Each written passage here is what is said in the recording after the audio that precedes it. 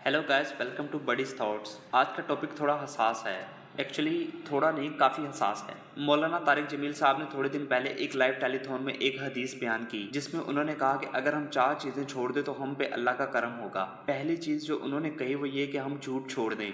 ये भी कहा कि मीडिया में भी झूठ बोला जाता है और कौम भी झूठ बोलती है। और ये भी कि उनसे एक मीडिया चैनल के मालिक ने कहा कि कोई नसीहत करें, तो मैंने कहा कि एक झूठ छोड़ दो, तो उस मीडिया मालिक ने कहा कि चैनल बंद हो जाएगा मगर झूठ बंद नहीं करूंगा। और ये बात हमारे मीडिया एंकर्स को हजम नहीं हुई और वो चढ़ दौड़े लान तान करना शुरू मौलाना साहब पे। ये सब कुछ इतना ज्यादा हो गया कि उनको लाइव शो में माफी मांगनी पड़ी। उन्हें ये तक कहना पड़ा कि मेरे पास कोई दलील नहीं, मैं कोई जस्टिफाई नहीं कर रहा अपनी बात को, मुझे माफ कर दो। लिटरली ये सुन के भी एंकर मालिक और एंकर हामिद अमीर को सुकून नहीं मिला। उन्होंने हर मुमकिन कोशिश की कि मौलाना के मुंह से ऐसी बात निकलवाएं जिससे वो मौलाना को मजीद लान तान कर सकें, मगर जैसा कुरान ने कहा है कि वत इज्जो मंतशा वत जिल्लो मंतशा, इज्जत और जिल्लत दोनों अल्लाह ही के हाथ में है। और सब देख ही रहे हैं कि किसकी इज्जत घटी और किसकी इज्जत में इजाफा हुआ है। वैसे भी उन्होंने गलत क्या कहा था? क्या नहीं बोला जाता झूठ मीडिया पे?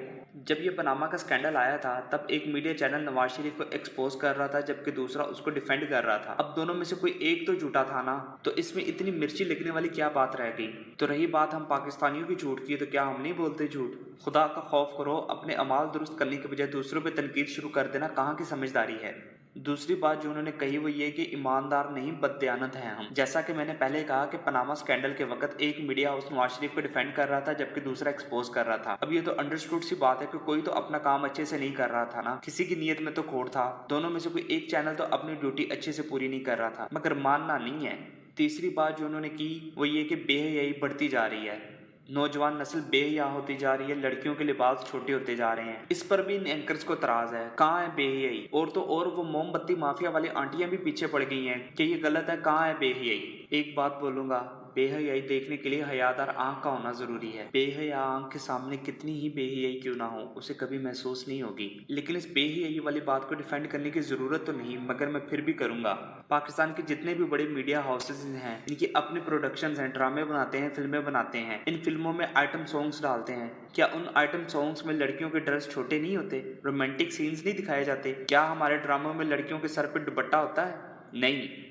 अगर हो भी तो तब तक जब तक लड़की गरीब है। अमीर होने के बाद तो उसके सर से दुपट्टा ही गायब। फिल्मों और ड्रामों की बात तो बहुत दूर, जो न्यूज कास्टर हैं इनके सर पे दुपट्टा नहीं होता। मुझे नहीं याद कि मैंने एक चैनल से ज्यादा किसी और पे किसी न्यूज कास्टर को प्रॉपरली हिजाब करके न्यूज कास्ट करते देखा हो। अगर इन सब के बावजूद भी इनको बेहयाई नजर नहीं आई तो जनाब औरत मार्च भूल गए। मेरा जिस्म मेरी मर्जी। दुपट्टा इतना पसंद है तो अपनी आंखों पे बांध लो, डिक पिक्स अपने पास रखो। इस तरह की और कितनी मिसालें हैं। मगर फिर वही बात कि बेहयाई देखने के लिए हयादार आंख का होना जरूरी है। चौथी बात जो मौलाना साहब ने की वो ये कि हराम रिस्क खाना छोड़ दो। इस बात को तो कोई नहीं मानेगा कि हम हराम रिस्क खाते हैं। और जो रिश्वत लेके काम निकलवाते हैं और जो रिश्वत लेते हैं वो क्या है? और कुछ नहीं तो कोरोना की मिसाल ले लो। कोरोना पाकिस्तान आने की देर थी कि मास्क गायब मार्केट से, और जो मिल रहे हैं वो 20 वाला 200 रुपए में। किसी की मजबूरी का फायदा उठा के महंगी चीज बेचना भी हराम है, मगर क्या कर सकते हैं? शायद इतनी कॉमन सेंस नहीं है इन दोनों में। वो है ना, एक शेर के आईना उनको दिखाया तो बुरा मान गए।